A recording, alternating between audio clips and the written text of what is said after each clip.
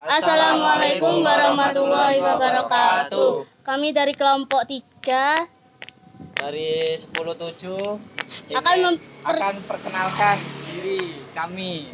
Yang pertama, Saya Ihsan Aziz Fajarianto, absen 17. saya Muhammad Nabil Firmansyah, absen 22. Saya Destiarum Diwulandari dari absen 11. Saya Zuratul Amelia dari absen 34. Saya Muhammad Fatin Alfarisi dari absen 23. Saya Vanessa Asbi Mahendra dari absen 32.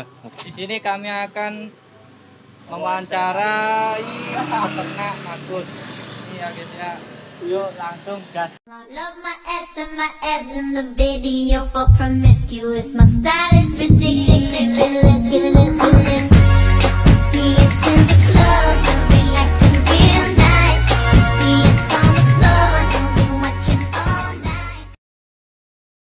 Magot itu sejenis, dikatakan lalat bisa, tapi yang sebenarnya itu dari sejenis lebah, Mas. Makanan bisa jadi intinya dari sisa-sisa makanan yang kita makan. Dari buah-buahan bisa, dari makanan kayak nasi, lauk pauknya, sayuran. Setelah magot bertelur, kita tetaskan sekitar 4 hari. 4 hari 5 hari lah. Itu sudah bisa kita pindahkan ke biopon. Biopon itu tempat pembesaran magot tadi. Nanti bisa difoto itu yang Di tempat pembesaran magot. iya. Itu sekitar umur 4-5 hari sudah bisa dipindah di sana. Terus sampai panen di biopon itu sekitar 2 minggu sudah bisa panen. Sudah bisa panen? Iya. Kami ini kan bukan milik saya sendiri. Sebenarnya merupakan pokmas. Jadi satu pokmas, satu kelompok ada 5 anggota beserta ketua, total 5. Itu kemarin saya coba 1 gram magot maksimal bisa jadi 3 kilo.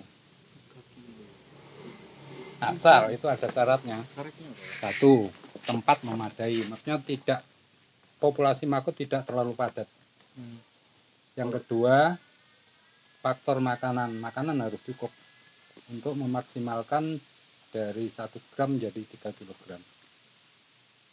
Artinya bisa. Gitu tuh nganu apa? Kalau tempatnya terlalu penuh gitu apa? Terlalu penuh akhirnya magotnya jadinya kecil-kecil, nggak maksimal. Dari yang semula 1 gram bisa 2 kilo, paling jadi 1 kilo, 1 gram. Itu terlalu padat. Terus kalau makanannya kurang bisa mati. Makanannya kurang, mati sih iya, tapi lama jangka waktunya. Paling masih melewati proses jadi hitam, jadi pupa. Cuma kerdil, kecil-kecil, tetap prosesnya jalan jadi pupa. Nanti kalau netes pun jadi lalat ya kecil. Ini dulu kan pernah keponakan saya, adik saya si Mas Cahya Wulan kenal ya. Yang nyoba Mas Cahya dulu, cuma enggak. Cuma sambilan, jadi enggak benar-benar ditekunin, enggak. Kebetulan terus ada informasi bahwa dari desa mengeluarkan anggaran untuk pokmas. Yang masing-masing pokmas itu menerima dana 5 juta. Itu terus ada rembuk sama rekan-rekan di sini. Ono iki. Yo wis ayo iki kesempatan wis. Ya kabeh megawe kan iso tinggi samben. Akhirnya kita ambil dana turun, kita wujudkan terus ke magot. Awalnya magot sama hidroponik, sayuran. Cuman yang hidroponiknya nggak jalan, pemasarannya sulit. Jadi yang lebih prospek, lebih progres si magot ini. Punya ayam gitu. Ya, soalnya magot kan bisa untuk ayam, untuk lele, bisa untuk Yes. ikan hias bisa, Buat mancing gitu bisa. buat mancing bisa. Dari desa. Itu Sama Pok Mas. pas pertama awal doang apa sampai sekarang? Awal. Awal saja. Tapi informasi nanti kalau yang Pok Mas yang dapat itu, kalau usahanya masih berjalan terus berkelanjutan, insya Allah Dikasih lagi. ada dana tahap kedua, tahap ketiga dan seterusnya. Informasinya begitu. Awalnya itu bau sih, ada bau ya, itu pasti. Dari pengalaman terus jadi kan kita terus akhirnya kan juga nggak enak sama tetangga. Iya cara menyuci dan lambat laun akhirnya ketemu. Kenapa nggak bau? Faktor bau dulu itu terlalu basah. Kita terlalu mengaplikasikan makanan untuk makut terlalu basah, terlalu banyak. Jadi makanan yang awal kita kasihkan belum habis, sudah kita tambah lagi. Faktor bau ya dari basah itu tadi. Makanan yang semuanya tidak termakan oleh si makot itu tadi. Terus akhirnya satu untuk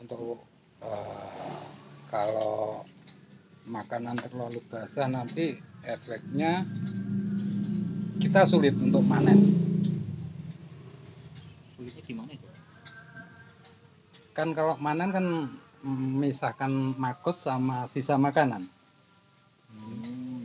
Kalau posisi sisa makanan kering kita ayak pakai ayakan tadi ya, itu kan sudah misah sendiri. Yang kotoran sisa yang kayak pasir itu jatuh, yang di ayakan tinggal makutnya enak. Tapi kalau posisi basah, kadang makutnya terbungkus sama kotoran itu, sulit lebih lama. Untuk menghindari bau tadi, akhirnya saya kasih katul itu. Oh yang katul tadi ya, yang biar nggak loncat juga ya. Ya, satu nggak loncat karena kering posisi wadahnya. Yang kedua menghindari bau. Awal-awalnya kalau mas-mas ini duduk di sini bau. Iya. Sekarang kan enggak ya. Enggak. Enggak. Bau sih pasti, tapi cuman enggak seberapa. Kayak jualan di Hambatannya kalau market itu ya di pemasaran masih. pemasarannya kurang. Soalnya masyarakat ya para peternak baik ayam, lele, terus ikan hias belum begitu paham mengaplikasikan makut untuk makanan. Terus juga makut tuh berkhasiat juga Iya, sama ayam. protein lebih tinggi. Kalau kita browsing mungkin di YouTube di nganu ada yang bilang sekitar 70%, 80% protein. Cuman kita kan belum nganu nge-lab sendiri ya. Iya. Belum Betul. membuktikan. Terus juga peternak-peternak gitu kan juga biasanya pakainya pellet ini ya. Iya.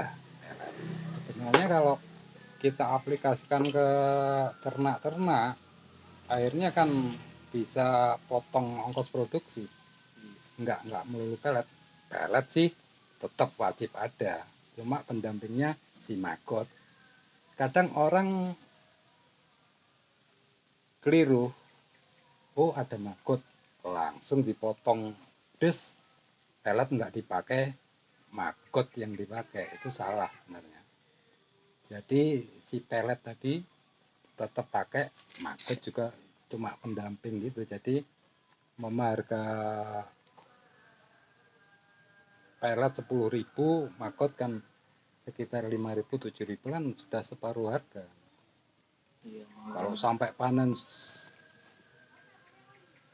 menggunakan pelet umpamanya habis 10 kilo, kalau dibantu makot kan ongkos produksinya sudah berkurang banyak.